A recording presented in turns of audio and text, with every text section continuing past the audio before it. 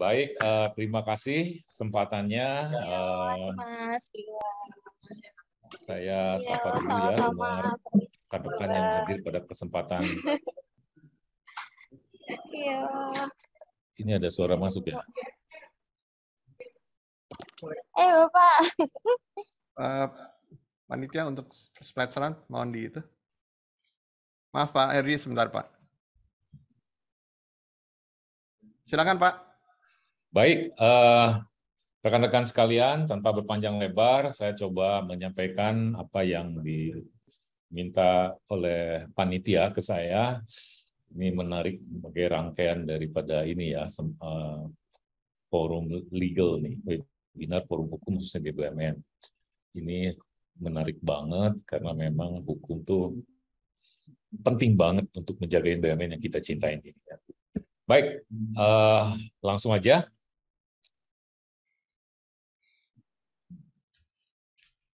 Nah, tadi udah, next. Ini tak kenal maka tak sayang.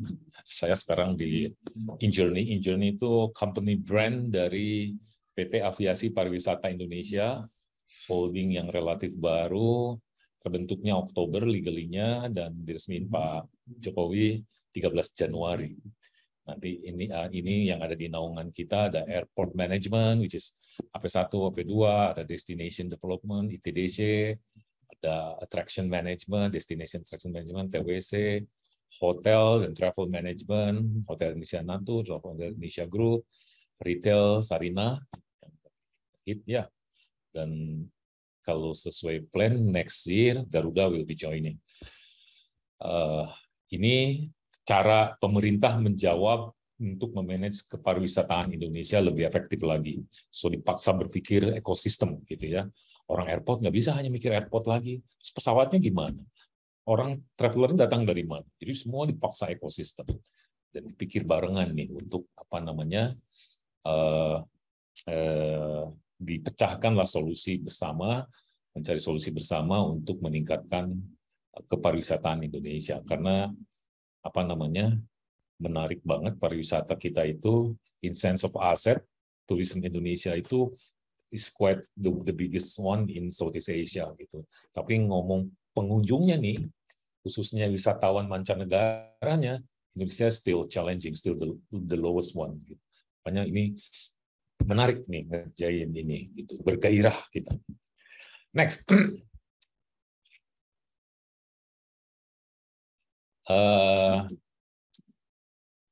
Jadi ini mengantarkan bahwa corporate legal department need to establish its value to the business as a strategic resource. Jadi intinya ini legal itu mindsetnya adalah kita itu part of strategic resources yang harus dioptimize oleh company, gitu ya. Dan ini menjadi penting bahwa persoalan-persoalan hukum yang ada, apalagi BUMN kan, BUMN itu kan teman-teman udah kebayang sih ya, is very challenging sebenarnya kan. Karena kalau PT biasa tidak berlaku ketentuan hukum perundang-undangan tentang BUMN. Nah, di kita ada nih BUMN yang notabene menarik dan belong to the government. Ini menjadi seru dari perspektif hukum. Karena satu sisi ngomong state-owned enterprise gitu kan, state artinya ini negara, pemerintah doing business sebetulnya, gitu, karena badan usaha stressingnya gitu. Jadi ingat ini bisnis, badan usaha. Jadi kita doing business, so mindset bisnisnya harus ada. Meskipun di satu sisi kita one of the yang menarik dari BUMN adalah kita sebagai agent development. Tapi anyway, peran dari legal department ini sama dengan di strategic resources yang ada di company is very crucial. Kalau saya bilang is very crucial orang-orang legal itu. Saya ngerasain banget. Saya sebelum di HR is one of my passion actually, tapi legal menarik juga. Dan ini harusnya menjadi concern kita pertama, khususnya manajemen, bagaimana menurture orang-orang legal ini dari sisi korporasi, dari perspektif SDM-nya. Gitu. Next. Nah, ini peran utama strategic role-nya itu, ini nih kalau saya boleh mungkin statement. Jadi Legal Department strategic role itu providing excellent legal service. Keywordnya excellence. Legal service to management, untuk management to protect the company in achieving its business goal in lawful manner. Jadi at the end, bisnisnya itu yang harus diperhatikan. Gitu. Nah, acap kali yang menarik adalah kita ini di legal itu suka di mata bisnis itu, di mata orang bisnis, susah lah berhubungan sama orang legal. Masih ada omongan zaman dulu sih, zaman saya di legal department orang bisnis, karena dianggapnya kita ribet, nggak business friendly gitu ya, banyak larangan-larangan gitu. Nah, isu-isu itu di lapangan dulu waktu saya megang legal department di Telkom masih suka ada tuh unit-unit bisnis gitu. Karena hopefully di mata unit bisnis kita itu ada di depan gitu. Yang jagain setiap any single business initiative itu mereka tuh udah dijagain di depan. Jadi kalau dijagainya di belakang nih, udah jalan kemana gitu, kita review gitu ya, atau kita kirim legal opini, terus disalah-salahin, nah itu kita suka dianggap, ngeselin banget nih orang legal itu. Gitu. Nah, ini challenging ini setidaknya yang saya rasain gitu. Karena mindsetnya sebenarnya legal itu harus ada di depan gitu ya, harus jagain perusahaan kita, jangan sampai unit-unit bisnis udah bergerak jauh, terus kita bikin opini nyala-nyalahin gitu kan, suka ada tuh dinamika mestinya gini bisa gitu.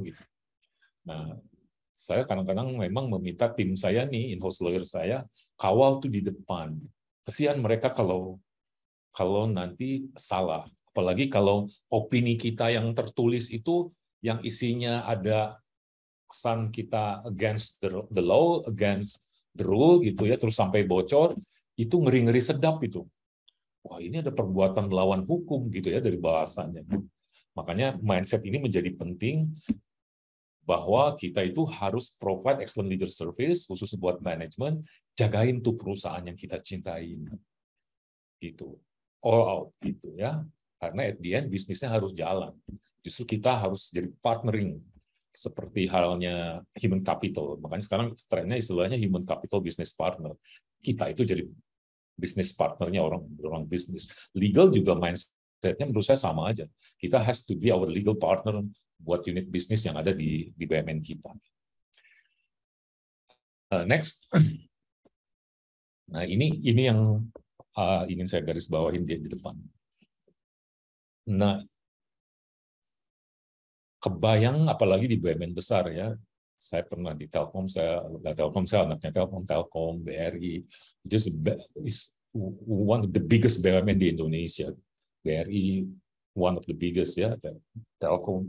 Itu persoalan hukumnya banyak banget. It's very complicated gitu ya. Nah, kebayang orang legalnya itu bisa pontang-panting itu. Nah, jadi kita dituntut harus bisa mengentertain the company by providing legal service tadi, tapi di satu sisi dapur kita nih, tim legal kita nih harus solid. Gitu. So, tidak hanya legal sih, memang dimanapun solid is number one. How come we may transfer our business, gitu ya, our company, tapi internal timnya nggak solid. So, solidity is number one. Jadi kita pastikan nurture tim kita nih sesuai kompetensi masing-masingnya di legal department-nya itu untuk bisa memastikan handling all the issue yang ada di company. Next. Nah, ini ada so legal function itu can be extremely valuable to the business gitu. Bagaimana mengutilize strategi. Nah, ini yang saya menemukan artikel ini yang menurut saya kok cocok sih ya untuk mendemonstrate our value legal function to the business legal. Ya, kita diminta acting as a consultant. Jadi tadi itu konsultan kan mestinya di depan. So legal function must understand the business. Jadi kitanya sendiri harus paham betul bisnisnya. Jadi misalkan mau transaksi, mau jadi perjanjian, itu pertama yang harus kita kerjain adalah business structure-nya. Bayang saya begitu. Ini BUMN kita bikin deal, perjanjian sama perusahaan lain, kita dalemin nih, bagaimana bisnis structure-nya, siapa mendapat apa, value apa yang diterima, resikonya apa, yang bisa teridentifikasi, so how we should protect our company in case resiko itu muncul, gitu ya. Nah, bisnis strukturnya dulu tuh sebelum masuk ke legal structure-nya. Jadi artinya orang legal itu harus updated untuk bisa berperan sebagai konsultannya, in sense of business-nya sendiri. Itu message yang pertama. Nah, kita harus bisa serve as a resources tuh. Jadi kita harapannya bisa memberikan value untuk bisa memastikan kita ini menjadi, kalau bahasa saya jadinya ya solution provider. Ini kita menjadi resources. Hopefully semua sengketa, semua perselisihan itu bisa mencari jalan tengahnya secara amicable gitu ya, kalau dari sisi legalnya. Makanya legal lawyer yang baik, in-house lawyer yang baik atau lawyer yang baik menurut hemat saya adalah yang solution provider. Once kamu overprotected tuh masing-masing nih, saya punya pengalaman, kalau perjanjian itu terlalu bagus buat kita, it won't work, percaya sama saya. Pasti nggak berjalan, pasti bisa jadi sengketa. Karena bisnis kan bagaimanapun harus win-win. Acap kali kita karena kita besar gitu ya, company kita BUMN besar, orang butuh kerjaan ya mereka asal kerja kontrak gitu. Tapi once the contract yang kita desain terlalu overprotective, bahasa saya over ya, protective itu harus. Tapi begitu overprotective itu bisa nggak jalan tuh, bisa nggak jalan. Overprotective itu tidak hanya dari sisi legalnya, dari sisi bisnisnya gitu. Karena begitu tidak mereka nggak bisa berprestasi atau one prestasi, itu impact-nya jadi ada legal impact-nya tuh teman-teman gitu. Makanya kalau lawyer, saya amatin ya, kalau terlalu menjagain kliennya masing-masing, itu malah jadi berlama-lama tuh. Suppose kita duduk bareng cari solusi jalan tengahnya. Bagaimana nih perselisihan kita nih supaya nggak berlarut-larut. Tapi kan ada kala yang ditemuin di lapangan itu, wah begitu protektifnya, jadi nggak ketemu-ketemu. Dan bisa jalan di prinsipal dengan prinsipalnya sudah deal, di bawah nggak jalan tuh dua lawyer di bawah itu. Saling ini, nah, jangan sampai seperti itu. Nah, kita juga harus bisa memastikan di dalam khususnya mengidentifikasi risk dan khususnya bisa memitigasinya dengan pasal-pasal kayak tadi yang saya bilang business structure, resikonya apa aja nih buat kita khususnya once kalau dia nggak perform gitu di dalam perjanjian. Terus gimana kita jagainnya? Nah, identify risk itu menjadi penting. Jadi orang legal jadinya pertama tadi insight-nya dari yang pertama, should understand the business. Ketiga, harus ngerti risk management. Bagaimana supaya resiko-resiko bisnis dan ujungnya risiko hukum tidak terjadi. Nah, kemudian provide valuable feedback on business decision. Nah, in some cases, katanya legal team, the only one with the knowledge, expertise to understand. Tapi poinnya yang ingin disampaikan ini adalah kita itu diharapkan bisa ngasih feedback. Saya sering bilang ke tim saya dulu, orang legal, kasus-kasus yang ada di kita, jangan sampai tinggal jadi kasus. Entah itu pidana, perdata, gitu ya. Jangan sampai jadi kasus, yang jadi kasus, tok berhenti gitu ya. Artinya diselesaikan, selesai. Tapi has to be lesson learn-nya yang harus dapat. Ini jadi feedback. Nah, saya suka minta teman-teman sekali-kali masuk ke corporate university, sekali-kali sharing di forum sharing di internal, supaya legal case itu tidak terjadi lagi di kemudian hari. Nah, peran ini menjadi penting loh teman-teman. Ini pengalaman-pengalaman saya pribadi semuanya. Jadi kalau ada kasus, dalemin tuh. Kenapa ini jadi kasus? Kenapa kita digugat? Atau kenapa kita harus menggugat? Kenapa kita dianggap ada perbuatan korupsi kalau itu jadi korupsi? What went wrong gitu? Itu didalemin banget. Oke, kita atasi persoalan itu, tapi once it settle, terus lesson learn-nya apa? Itu di-share tuh ke unit bisnis. Jadi kalau ada policy yang sudah nggak pas, nggak update, ya feedback-kan, polisinya harus dirubah, misalkan seperti itu. Kalau perlu tim legal masuk ke kelas, ngajarin tuh unit-unit bisnis, karena even manajemen itu harus punya legal sense menurut saya. Meskipun bukan orang hukum, manajemen itu harus punya legal sense. Sense mencium persoalan. Gitu. Sehingga kita nih biasa di legal lama-lama kan jadi tahu nih, begitu baca kontrak, wis ini kayaknya ini bakal jadi masalah nih. Kalau ini kayak begini bunyinya, nggak jelas nih. Bisa jadi persoalan hukum di kemudian hari. Nah, lesson learned seperti ini tuh harus terus ditularkan, sehingga at the end, kita itu jumlah sengketanya atau jumlah persoalan hukumnya di korporasi kita itu, di perusahaan kita itu, seyogianya harus semakin turun tuh, kan gitu ya. Karena once it happen the legal case kan it's gonna be costly. Kan gitu ya. Nah, terakhir kita punya negotiate deal and contract on behalf of the business. So by having skill lawyer kita harus bisa represent our company, deal with gitu ya. Dulu saya punya pengalaman menarik juga sih waktu Telkom IPO gitu. It was 1995 di New York Stock Exchange. Jadi saya ngurus bagaimana ikutan jadi tim IPO, ngurus listing di New York Stock Exchange sana, kemudian bersinggungan sama underwriter bule semua gitu ya. Wah, itu aja udah PR tuh, gila ya. How I deal with barang baru, belajar capital market, belajar pasar modal, belajar New York Stock Exchange regulation, sementara kan kita tidak gampang berhadapan dengan orang-orang asing itu ya. Kalau anak-anak sekarang kayaknya saya yakin tuh lebih pede-pede kan. Di kita PR tuh. Jadi kadang-kadang ketemu orang bule, ketemu lawyer bule udah ngacrit duluan tuh, karena nggak pede gitu. Nah, itu juga menarik tuh. Jadi dalam hal merekrut in-house lawyer juga mestinya orang SDM bekerja sama orang legal men-set up requirement-nya seperti apa. Karena tidak semua orang legal punya bakat legal sebenarnya gitu. Karena legal itu memang sisi lain yang disiplin ilmu yang menarik buat saya pribadi, menarik banget. Saya waktu itu lulusan IPA, tapi saya nggak ngelamar kemana-mana selain ke Fakultas Hukum.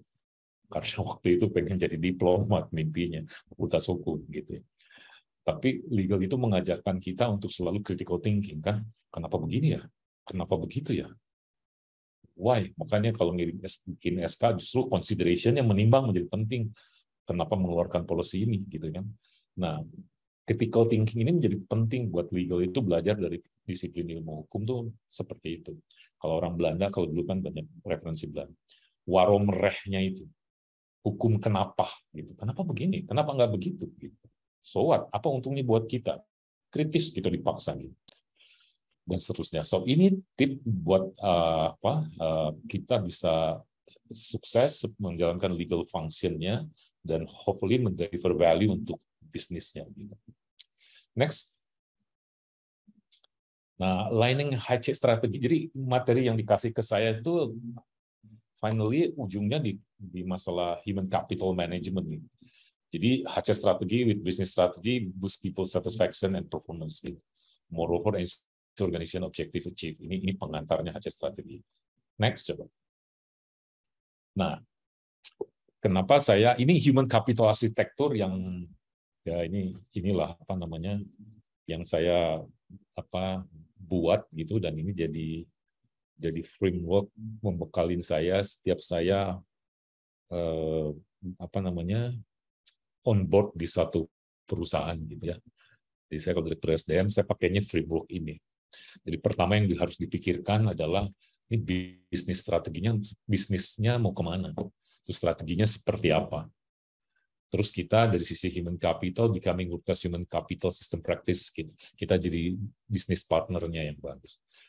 Nah, tapi dalam konteks materi kita kali ini, saya mau mengantarkan, karena tadi ngomong pengembangan SDM-nya, jadi selalu kalau SDM itu saya membagi 4 kelompok.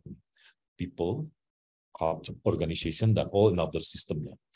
People itu mulai dari talent planning-nya, gitu, mulai dari strategic workforce planning-nya itu sudah mulai dipikirkan. Jadi gini maksudnya, jadi teman-teman legal itu harus nyampaikan ke bidang hukum nih, kalau ada kebutuhan. Jadi harus sudah mulai masuk kita ke teman-teman SDM. Ke depan, legal challenge itu seperti apa? Itu yang nomor satu nih, di people number one, strategic workforce planning. Tantangan legal ke depan itu seperti apa? Kalau sekarang di era digitalisasi, gitu ya, era industri 4.0, era di mana is really a lot of disruption, gitu ya. Terus legal itu updated-nya, kekiniannya seperti apa sih? Ilmu apa yang harus pelajari di era digital ini, gitu kan? Makanya beberapa kampus bikin jurusan cyber law dan sebagainya atau yang related ke digital misalnya. Berarti kan aku nih orang legalnya harus menyiapkan orang-orang ke depan yang punya kompetensi baru untuk menyongsong ataupun yang sudah dihadapi fenomena baru. Nah, sehingga kompetensi yang kita akan rekrut itu sudah kita define tuh ke depan. Jadi jangan sekedar cukup selesai, pokoknya aku butuh ya divisi hukum SDM Direktur SDM aku butuh tahun depan rekrut cari sarjana hukum, plat saya 2 orang, 3 orang. Nggak berhenti di situ, teman-teman. Harus masuk ke dalam. Kompetensi apa di legalnya yang align. Gitu. Nah, memang di kita ini fenomenanya kan legal itu dianggap segala ngerti masalah hukum semua gitu ya. Berbeda di negara maju, hukum family aja tersendiri, yang ngurus perceraian hukumnya sendiri. Kita kan seolah-olah dianggap ngerti, which is doesn't make sense at all gitu ya. Dianggap orang legal tuh ngerti semua persoalan. Mau legal apalah, hukum ketenagakerjaan lah, hukum tentang telekomunikasi, kalau tentang itu telekomunikasi, semua persoalan hukum tuh dianggapnya tahu, menguasain gitu kan, dan manajemen tahunya juga seperti itu. Kalau udah urusan masalah aturan hukum ya udah orang hukum. Padahal kompetensi legal itu kan nggak mungkin seperti itu. Jadi kita harus punya specific thing, kompetensi yang kita harus minta ke departemen SDM-nya gitu. Itu yang poin pertama. Kemudian mulai disisir finding the best talent-nya. Artinya ini lebih ke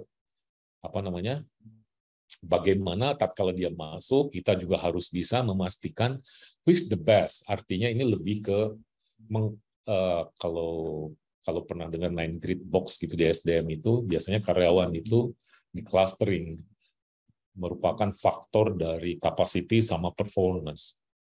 Tapi poinnya, kita harus bisa menciptakan sistem kerja yang mengapresiasi prestasi, di mana perusahaan bisa give more for those who contribute more. Itu filosofisnya. Sehingga kita ngambil the best-nya seperti apa untuk kita nurture.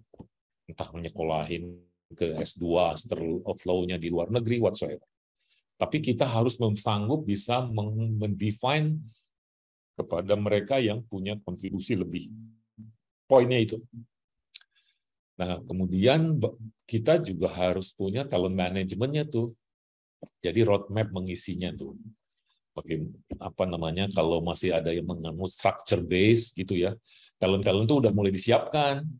Siapa pengganti siapa gitu ya. Sehingga talent manajemennya tuh jalan. Karena ngomong talent management termasuk pengembangannya tuh. Talent development-nya gitu. Seperti apa? Pola remunerasinya, pola retention-nya seperti apa. Nah, poinnya adalah dari sisi people, it's like we invest something gitu ya. Jadi kita lagi menginvestasi orang nih. Jadi kita nih, khususnya Chief of Legal Officer-nya itu, kepala divisi hukum ya di setiap BUMN, harus sudah mulai mendefine itu tuh. Gitu. Culture. Nah, culture juga seru nih. Kultur apa? Kalau kita tahu kan core values kita akhlak. Nah, kemudian kita bisa jadi ada values tertentu yang lebih dipertajam di di bidang atau divisi legal yang kita ini kan kita geluti sekarang gitu.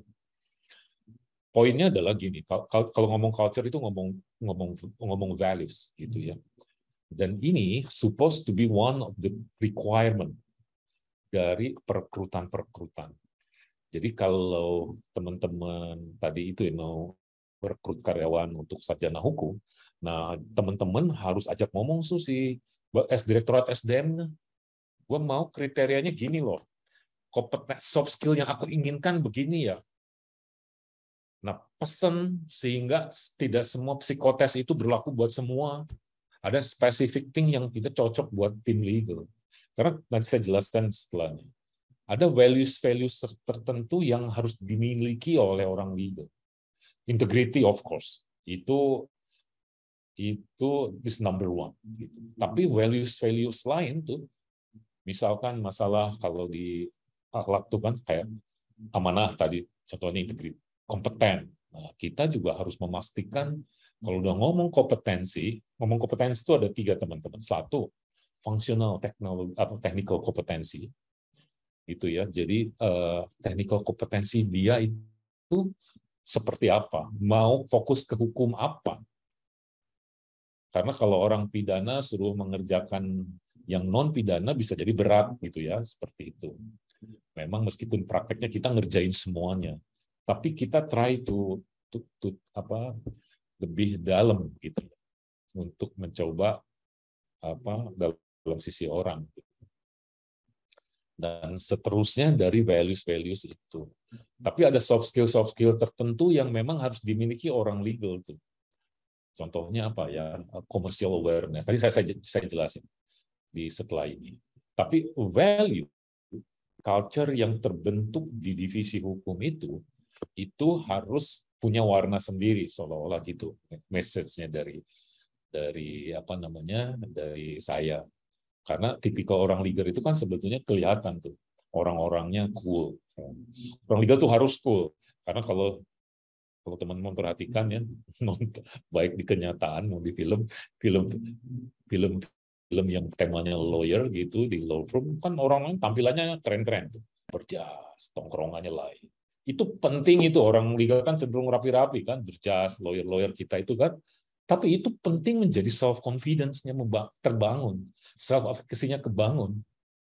Itu dari tontonan personality-nya itu. Kebayang kalau lawyer kita merepresent perusahaan terus nggak banget gitu ya, nggak rapi, nggak pede, pakaiannya nggak represent our company, susah. Bagaimana kita deal sama lawyer in-house lawyer dari perusahaan lain yang menjadi mitra kita. Nah, itu loh pentingnya value yang saya maksud itu. Nah, itu di tataran culture-nya. Dibangun values-nya, dijagain oleh pimpinannya, kita harus tampil begini ya.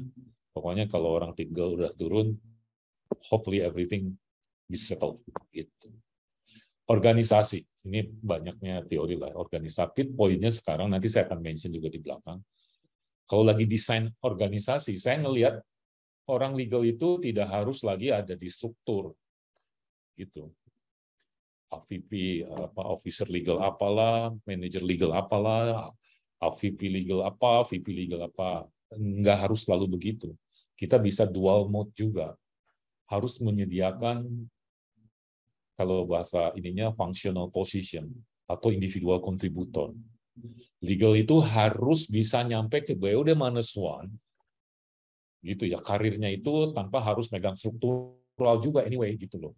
Jadi bisa jadi BUD-1-nya ada VP legal, tapi ada BUD-1 yang functional individual contributor yang bisa digunakan oleh teman-teman gitu. Dan orang tidak harus mengejar karir struktural gitu. Nah, kenapa ini menjadi penting supaya kepastian berkarirnya ini, karena high value menurut saya itu pekerjaan legal itu is very high values. Kalau orang lama banget stuck di karir gitu ya, males banget lagi. Kalau anak-anak sekarang itu, saya sering berhubungan sama anak-anak itu, kalau pola karirnya atau karirnya kelamaan, males banget. Karena sekarang makanya Pak Erik punya ide millennial leader, udah banyak umur 30-an jadi BOD-1 ataupun BOD, itu message-nya itu tuh. Jadi bagaimana company itu memprovide pola karir yang agresif. Nah, teman-teman lawyer, in-house lawyer nih, kalau nunggu struktural bisa kelamaan tuh. Bisa 20 tahun tuh jadi BOD -1, jadi VP-nya itu. Bisa, wah keburu ini. Mending aku bikin law firm sendiri gitu kan ya. Nah, tapi kalau perusahaannya bisa menyediakan jalur fungsional, dia tetap bisa naik gitu, tanpa tergantung di structure. Itu maksudnya fokus organisasi, saya lebih ngomongin desain organisasinya ya. Dan cara bekerjanya juga harus model team based. Nah, selebihnya enable sistemnya saya nggak terlalu dalam biar nggak ini sama topiknya nggak terlalu jauh. Next.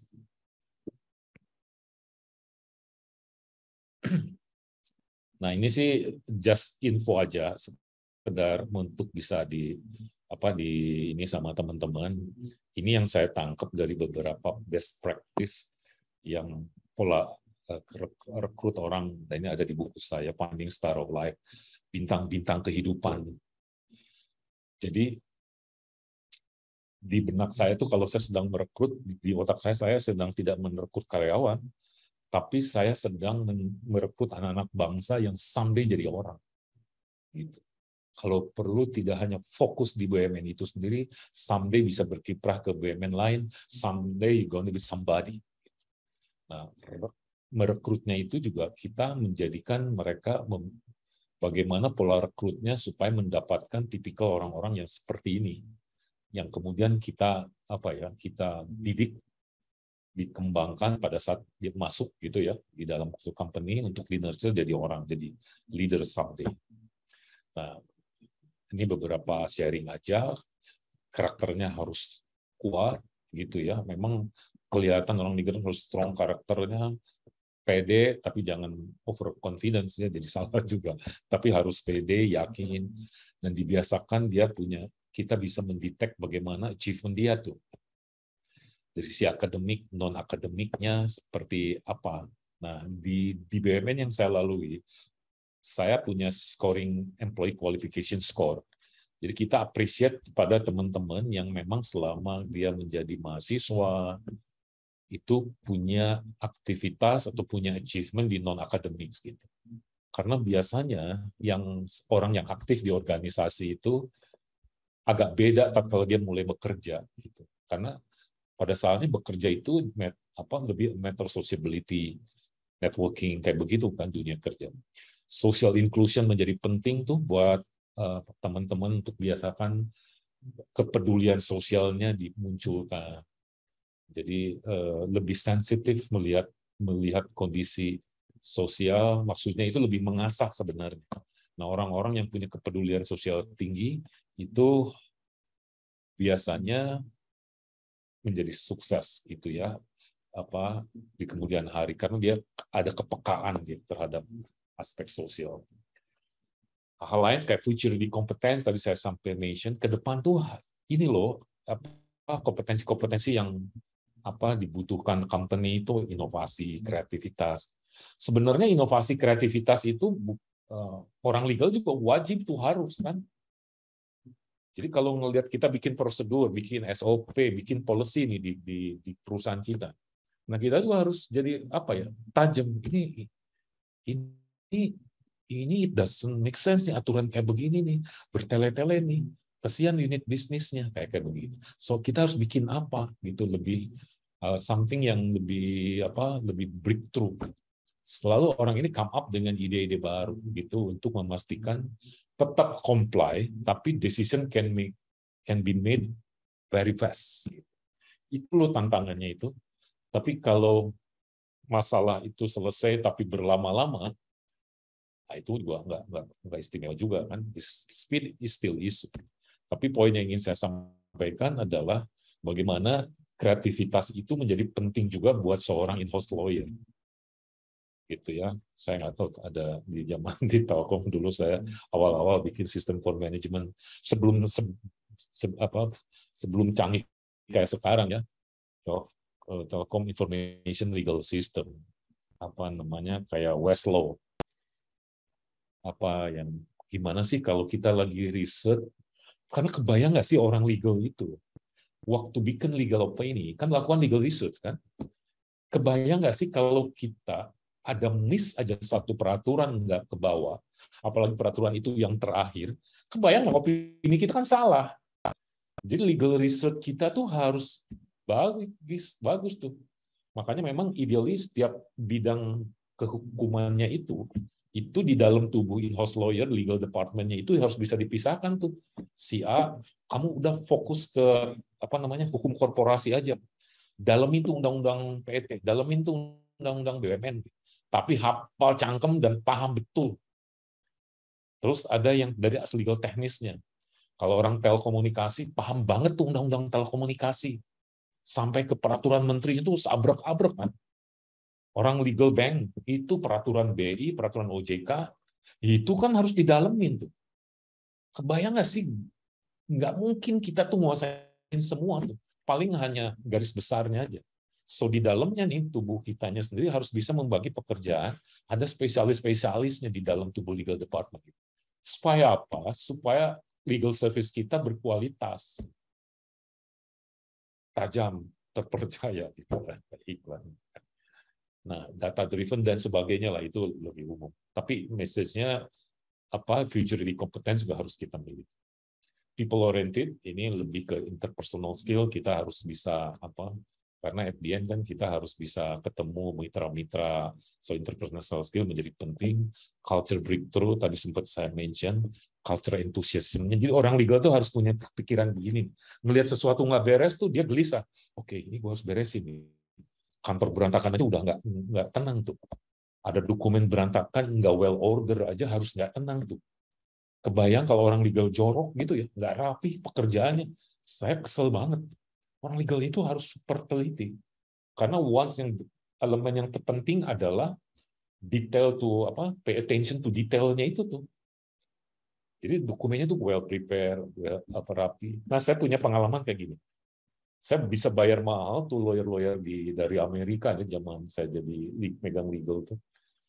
Gila, which is very very expensive. Saya nggak mau kebayang tarif sekarang. Dan kita sejak dia keluar dari apartemennya di New York sana, jalan ke sini udah dihitung. Saya mikir, oh pantas dia ini ya kayak legal itu tajir gitu kan obrolan kita. Tapi di satu sisi saya ngelihat memang profesi legal itu mahal karena is very high skill sebetulnya. Karena harus paham kan segala sesuatunya. Nah, poin saya, kenapa dia dibayar mahal? Begitu saya berinteraksi nih, beda memang. Langsung dokumen kita itu dirapihin.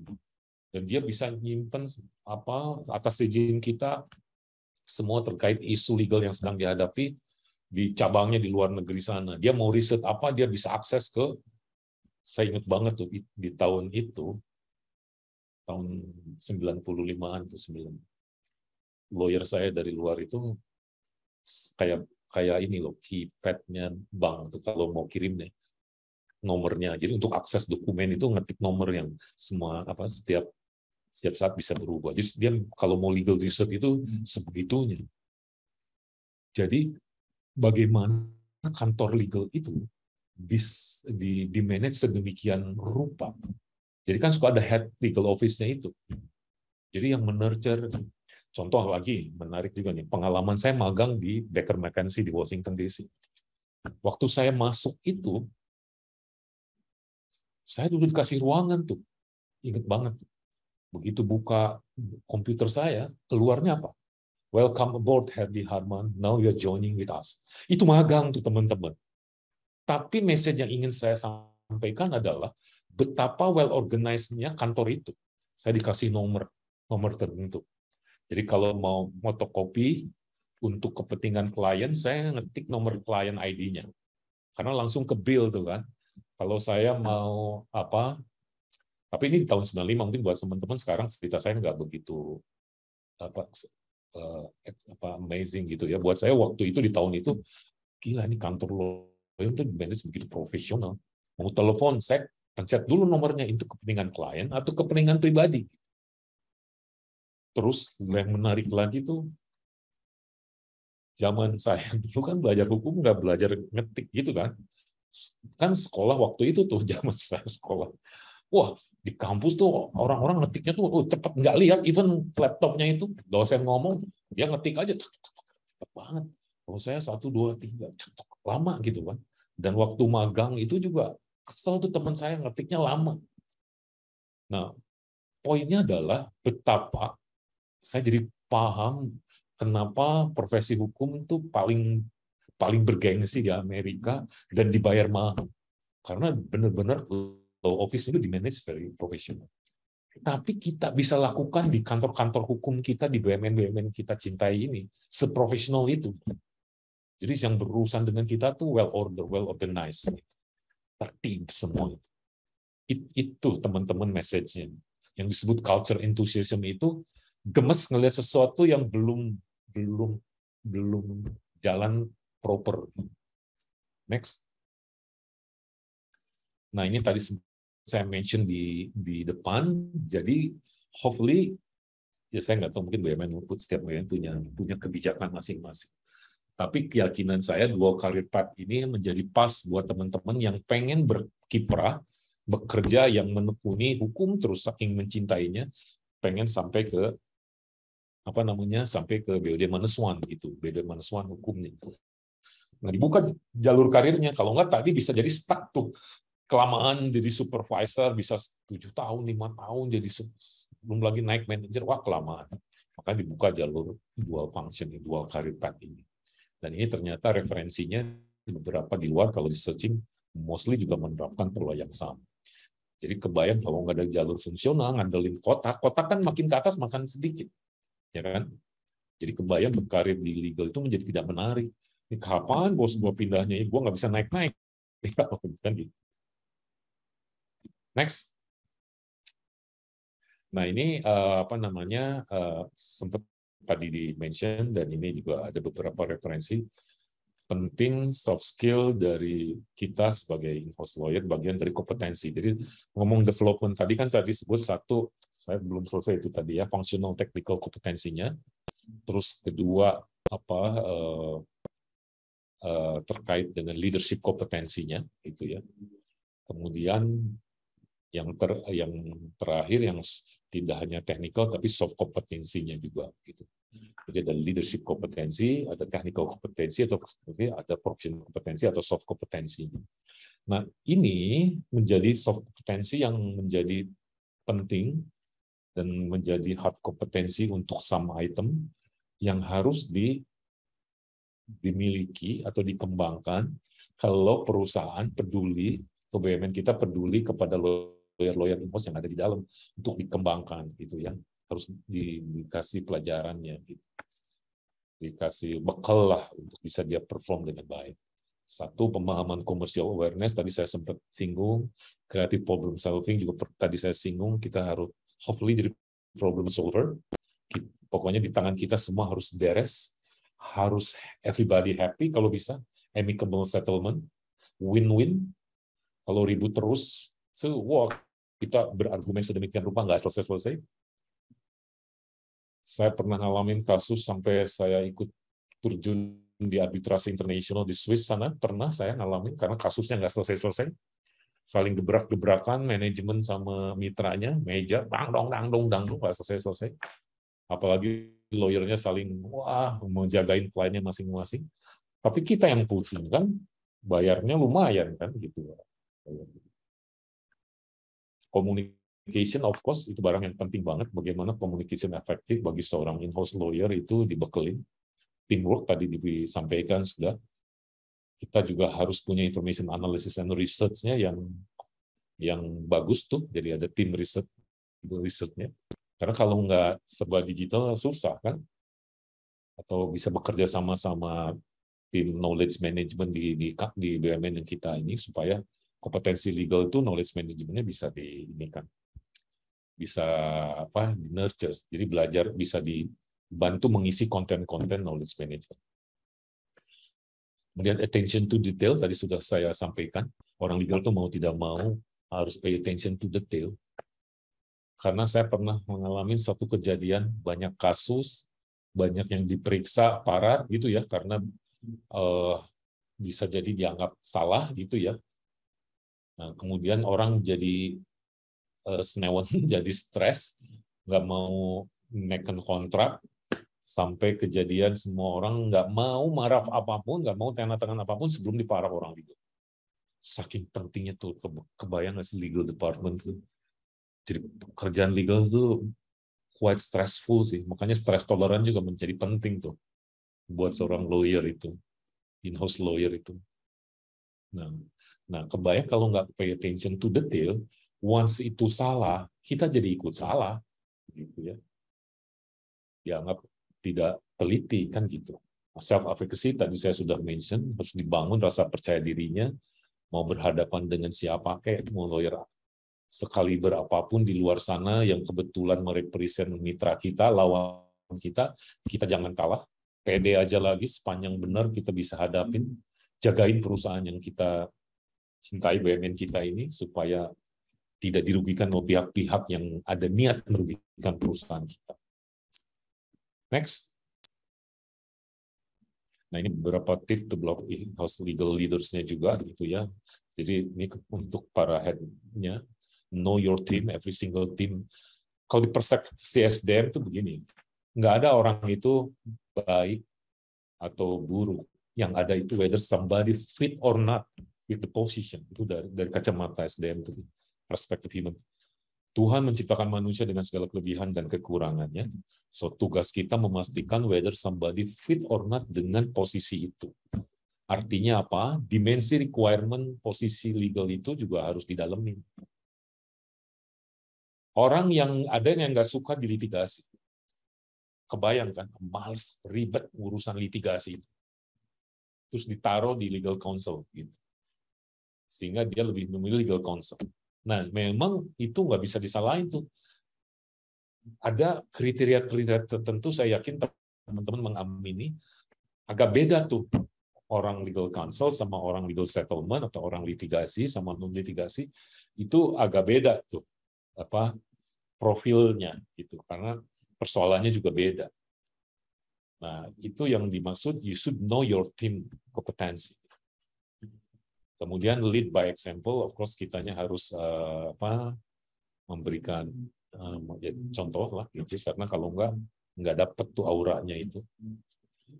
Map out career plan, nah kitanya di coaching si member itu.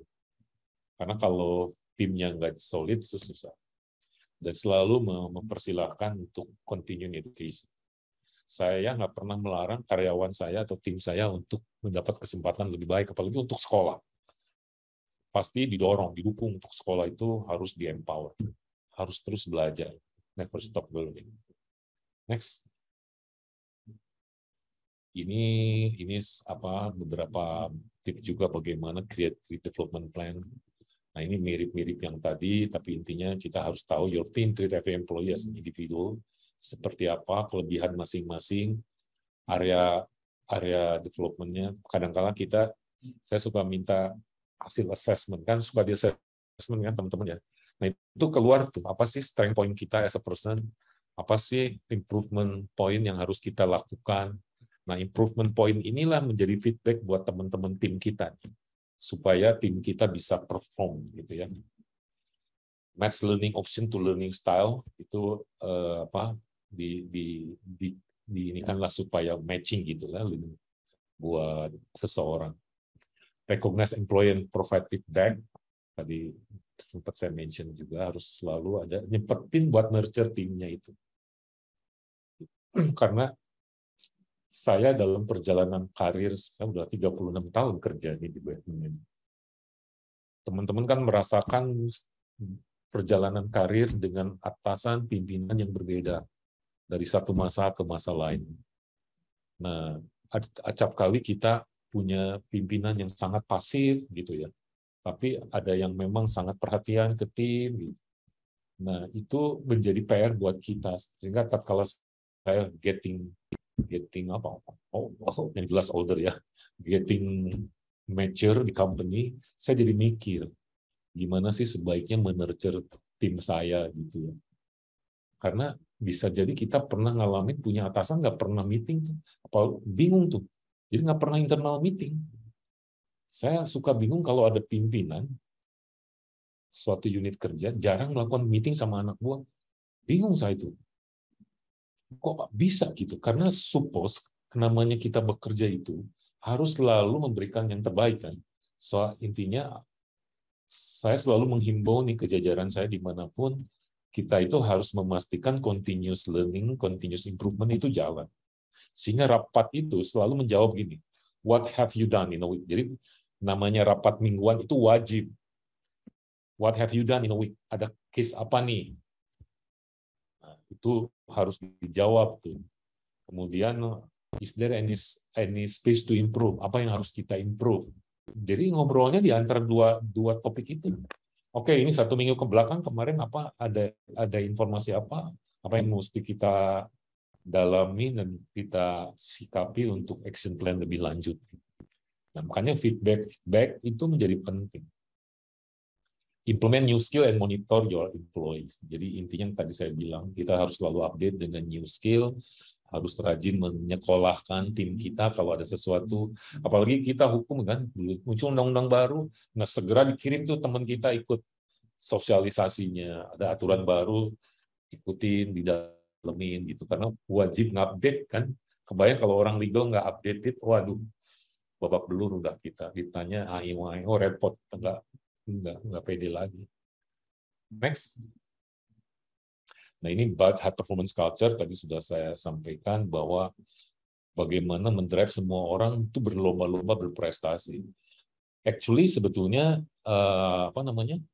si company-nya sendiri harus bisa jadi challenging-nya itu menciptakan high performance culture. Jadi semua orang tuh berlomba-lomba untuk berprestasi, berbuat sesuatu buat company-nya.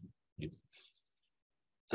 Jadi performance manajemennya menjadi penting. Jadi intinya gini teman-teman, performance manajemennya tuh keyword tuh di legal itu. Jadi kita harus ngasih lebih kepada yang lebih produktif tuh. Nah harus bisa menemukan hal itu. Sehingga sebenarnya kalau bisa tiap orang bisa beda remunerasinya gitu ya. Ada insentif lebih. Nah itu berarti sudah keren tuh sistem performance manajemennya itu.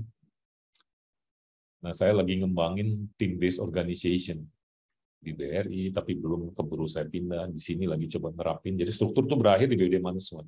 Di bawahnya team base.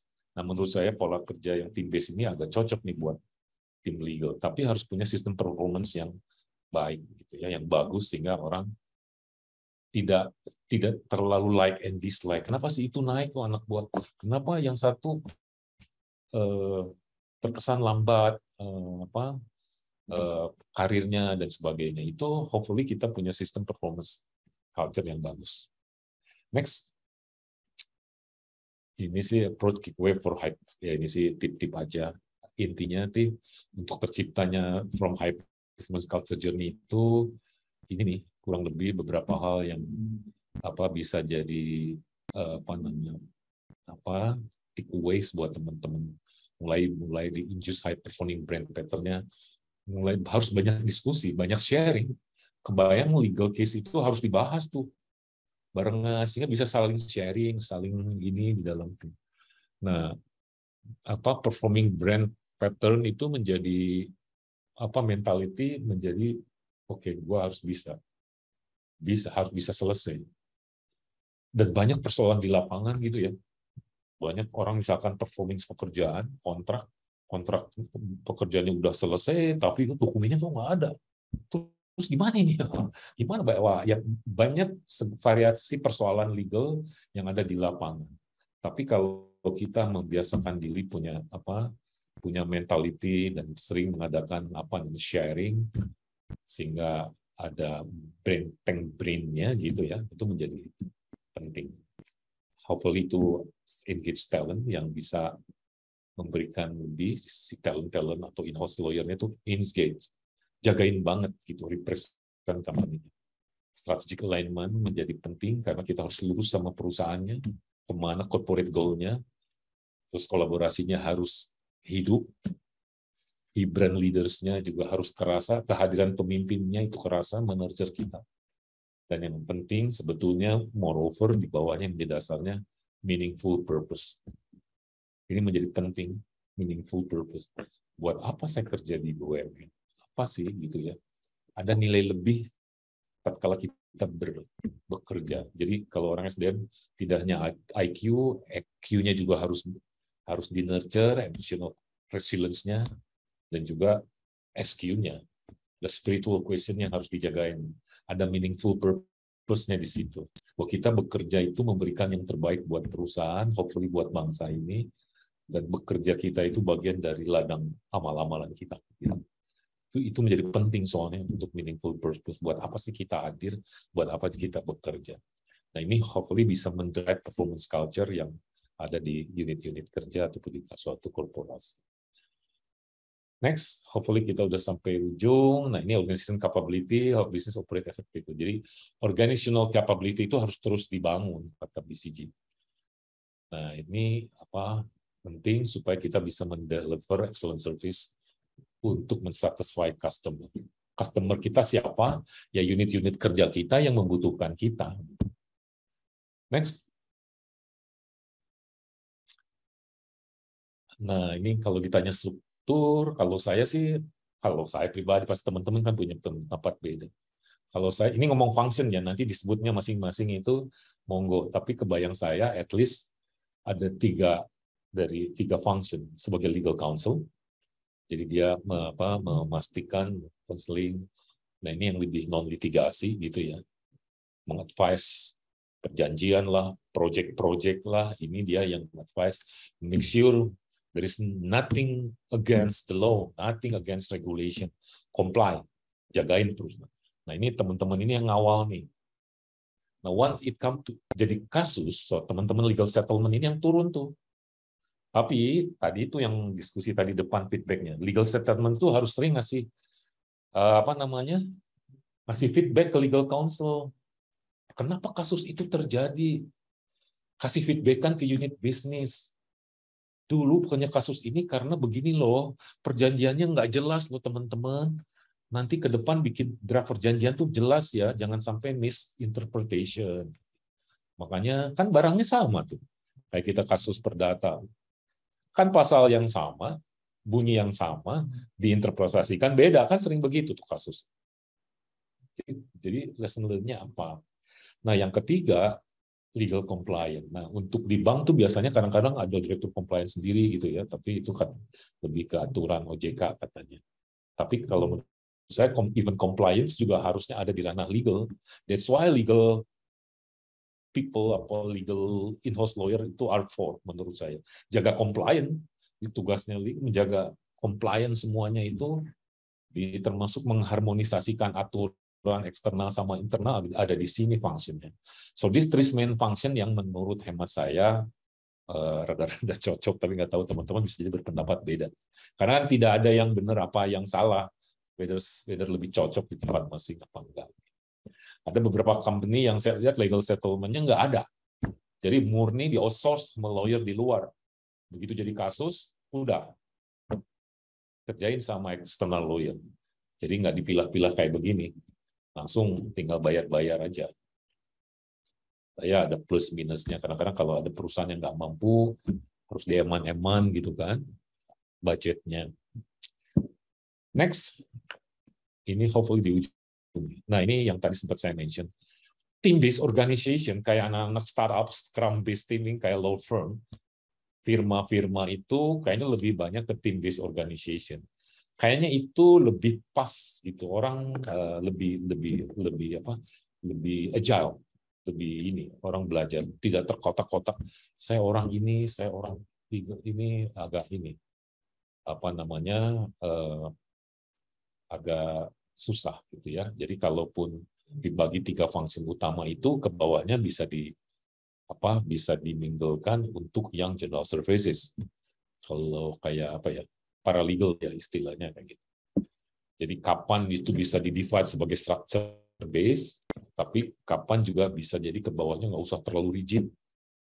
Jangan sampai legal itu sampai ada kotak-kotak di bawahnya itu panjang ke bawahnya, itu kayaknya menjadi nggak fit banget.